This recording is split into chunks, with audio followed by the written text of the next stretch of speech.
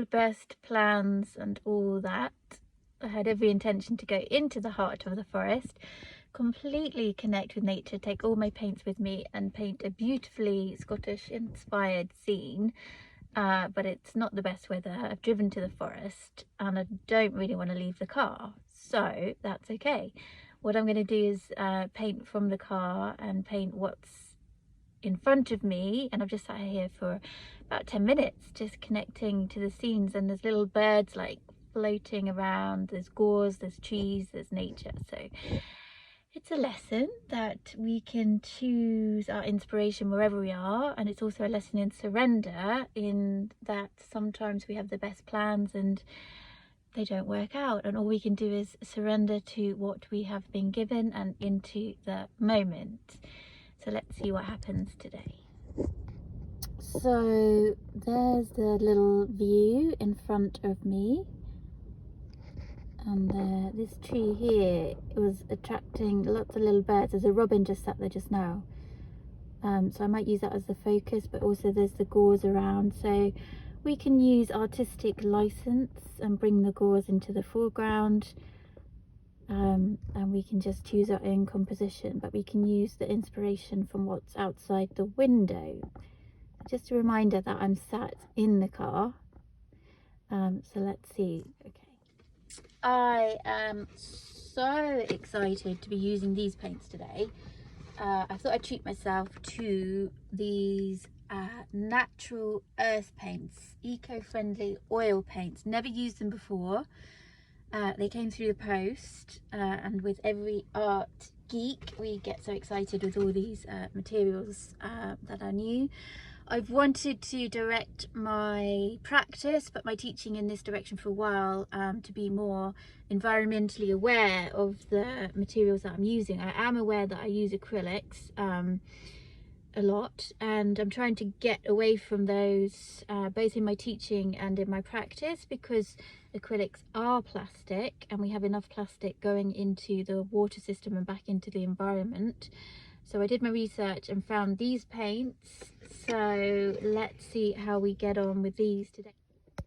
So this is my little artist studio today. It's the car seat. The first job is to mix the pigment, beautiful, all natural, with the thinner, with the solvent. So at the moment I've got, what they've given in this box is the walnut oil, so I'm going to mix it and thin it with that, and then even further we can thin it with this eco-friendly paint thinner and brush cleaner. This is amazing. I'm just so excited for this box already. Look at all the colours in there, and I just can't wait to see how this comes out and it translates into a piece of art.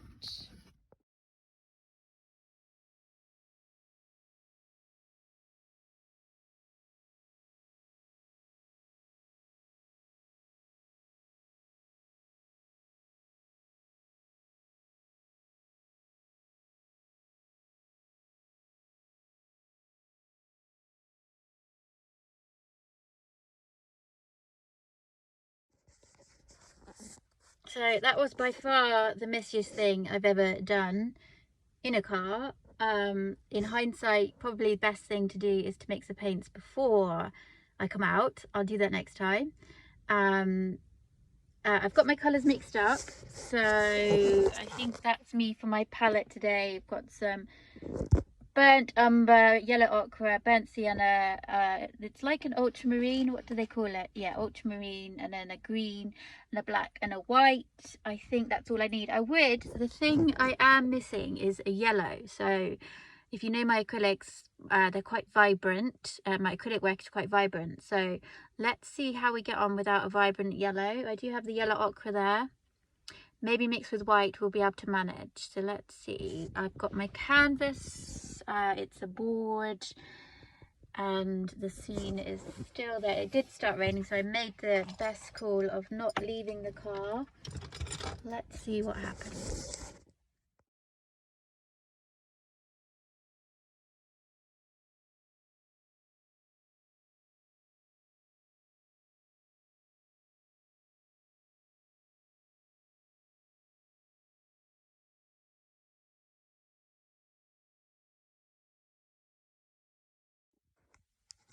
Okay, so I've just sat here and sketched with these paints for about 15 minutes. I've decided to call it a day actually. So how did I get on?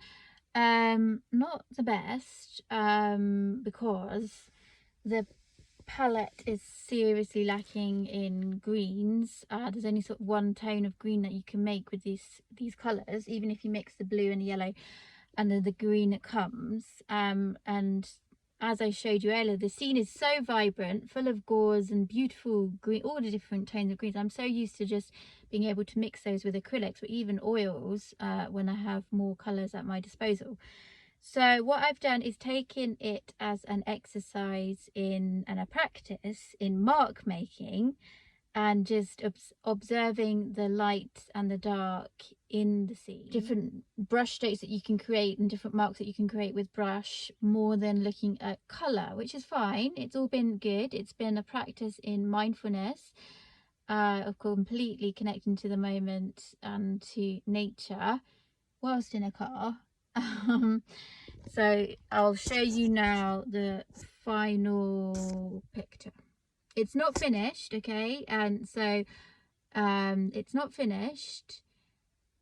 Is it finished? It may be finished. It's just that for my standards that I'm normally painting at, I've got to learn to, this is all about practice. For me, this is about getting out in nature and observing more as I teach in my classes. So for me to actually do this and bring the paints with me has been huge and enjoyable.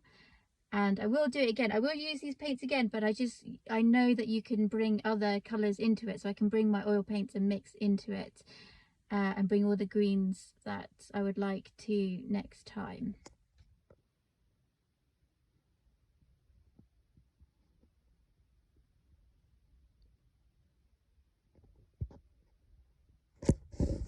So that's what I've created from a muted palette today, which has been lovely. And I'll just show you the scene again. The birds have disappeared.